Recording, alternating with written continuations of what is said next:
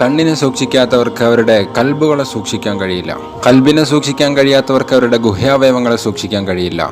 അള്ളാഹുവും റസൂലും ഹറാമായ കണ്ണിൻ്റെ ദുഷിച്ച നോട്ടങ്ങളെ സൂക്ഷിക്കാൻ പറയുന്നിടത്തെല്ലാം ആദ്യം കണ്ണിനെ പറഞ്ഞതിന് ശേഷം എപ്പോഴും ഗുഹ്യാവയവത്തെയും പറയാറുണ്ട്. അതായത് കണ്ണിനെ സൂക്ഷിക്കാത്തവർക്ക് അവരുടെ ഗുഹ്യത്തെയും സൂക്ഷിക്കാൻ കഴിയില്ല എന്നതാണ് യാഥാർത്ഥ്യം. റസൂലിൻ്റെ വഫാത്തിന് ശേഷം ഉസ്മാൻ ഇബ്നു അഫ്ഫാൻ റളിയല്ലാഹു അൻഹു പള്ളിയിൽ ഇങ്ങനെ ഇരിക്കുന്ന സന്ദർഭത്തിൽ ഒരു സഹാബി വരികയുണ്ടായി. ആ സഹാബിയെ നോക്കിക്കൊണ്ട് ഉസ്മാൻ റളിയല്ലാഹു അൻഹു പറഞ്ഞു, നീ വ്യഭിചാരിയാണ്, നീ വ്യഭിചരിച്ചിട്ടാണ് വരുന്നത്. ആ സഹാബിക്ക് അത്ഭുതം. ആ സഹാബി പറഞ്ഞു, ഞാൻ വ്യഭിചരിച്ചിട്ടേ ഇല്ല.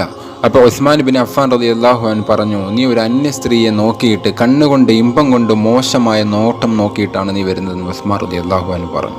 അപ്പോൾ ആ സഹാബി ഉസ്മാൻ റളിയല്ലാഹു അൻഹുവോട് തിരിച്ചു ചോദിക്കുകയാണ്, അള്ളാഹിൻ്റെ റസൂലിൻ്റെ വഫാത്തോടു കൂടി വഹി എന്നത് നിലച്ചു പോയതല്ലേ, താങ്കൾക്ക് എങ്ങനെ വഹി ഇറങ്ങിയോ, താങ്കൾക്ക് എങ്ങനെ മനസ്സിലായെന്ന് ചോദിച്ചു.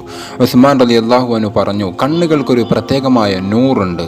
അത് ഹറാമായ നോട്ടം നോക്കുന്നവരുടെ കണ്ണുകളിൽ നിന്നും ആ നൂറിനെ ഊരപ്പെടും. അത് നഷ്ടമാകുമ്പോൾ അത് മുഅ്മിനീങ്ങൾക്ക് കാണുമ്പോൾ ഈ നൂറ് നഷ്ടമായവരുടെ കണ്ണുകളിലേക്ക് നോക്കുമ്പോൾ മനസ്സിലാകും.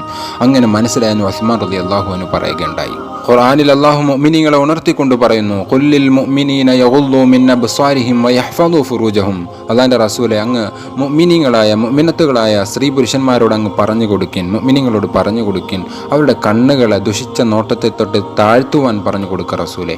ചില ഉലമാക്കൾ പറയുന്നുണ്ട്, കണ്ണിനെ ദുഷിച്ച നോട്ടത്തിൽ നിന്നും ഹറാമായ നോട്ടത്തിൽ നിന്നും സൂക്ഷിക്കുന്നവർക്ക് അല്ലാഹു പ്രത്യേകമായ ഒരു ഇബാദത്ത് നൽകും. ആ ഇബാദത്തിൽ നല്ല ഇമ്പവും അല്ലാഹു നൽകും.